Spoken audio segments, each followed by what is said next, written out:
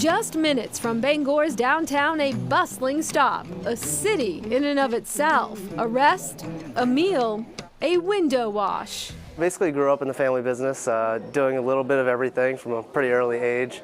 Coming up on my official 10-year anniversary, started making pizzas, just done a little bit of this, a little bit of that.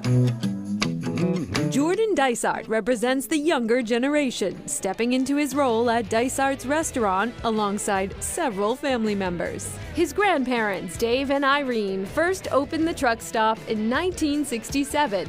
Dave created a menu based around those offered at Maine logging camps: coffee, beans, pies, breads, and pot roast, a flavor of Maine he thought would please weary truck drivers on I-95. He was onto something, and since Dysart's first opened more than 50 years ago, there has been a great deal of expansion. It's a fuel company, we have gas stations, we have restaurants, we have a lubrications division. But the premise here is the same. At the end of the day, we're focused around trucking and helping truckers get to where they need to be and provide the creature comforts for them and hopefully provide a great dining experience for them too. A lot of them are on the road for most of their lives. I mean, they're away from their families, and we just like to be that place that people can come and gather. Get a hot cup of coffee, some creature comforts, and even a shower. Though truckers are the real VIPs, the restaurant is a community favorite.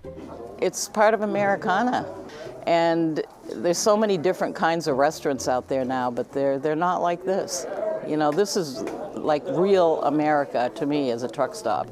And thanks to two very important regulars, Dysart's landed on America's map. Jack and Sonia, who are a couple who come in here every single day, sometimes multiple times a day. Customer loyalty that convinced Dysart's marketing team to hire the local couple for a commercial. The lines were pretty simple-ish. They needed to say buttery flaky crust. Baked on a buttery crispy crust. Baked on a buttery crispy crust. Jack, flaky. Jack tried it multiple times and he couldn't get it.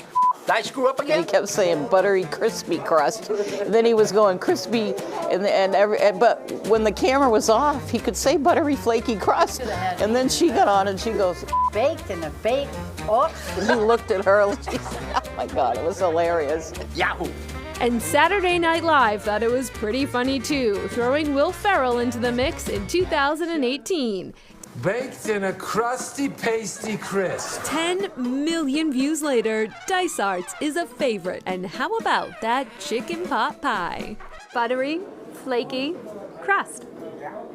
From steamy pot pie to fiery metal medallions inside Maine Jewelry and Art in downtown Bangor, which boasts a thriving arts scene. It's powdered glass that you fuse to the surface of the metal with heat, approximately 1500 degrees, with a propane or MAP gas torch.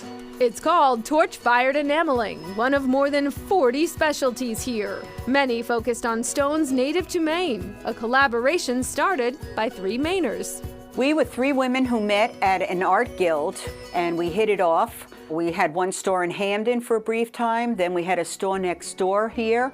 We decided that space was too small, and we moved into this space here. We've been downtown 12 years. But several years ago, Roxanne Monksgaard stepped outside to get a bit of sun on her face when an aha moment struck. The roofers were on top of the library and they were flipping around copper, and I looked, I said, boy, that must be thin the way they're treating it like pizza. So she bought some of that library copper, or should we say gold. After that, our online store was ka-ching, ka-ching. Sales so good, she set her sights on the State House. It was a whole warehouse of beautiful green patinated copper sitting in a warehouse, and I was one of the first to be able to buy it, and it's pretty much gone now, except for the copper we have in our garage. The copper is over a century old, and Monksgaard admits not always easy to work with. This particular copper is very, very messy. It's dirty, the back has black on it, we have silver solder that has to be cut off. But the results, ornaments, bookmarkers, jewelry, and even the leftovers. So this is just a little ornament, if you will? Yes, these are our little scraps that we would normally throw away, but we keep them, we put them in little boxes. We sell them like hotcakes. All share a shade carefully crafted by time. It's lasted all these years, it's turned beautiful colors, and it can be reused into beautiful jewelry. And back to Dysart's, the main truck stop is technically in Hermon, Maine, but they also have a location in Bangor proper. This past weekend, the company held its 49th annual snowmobile fundraiser for the Pine Tree Camp, a Maine nonprofit that serves children and adults with disabilities. The event was expected to raise $100,000 for the camp. Still to come, getting a lift.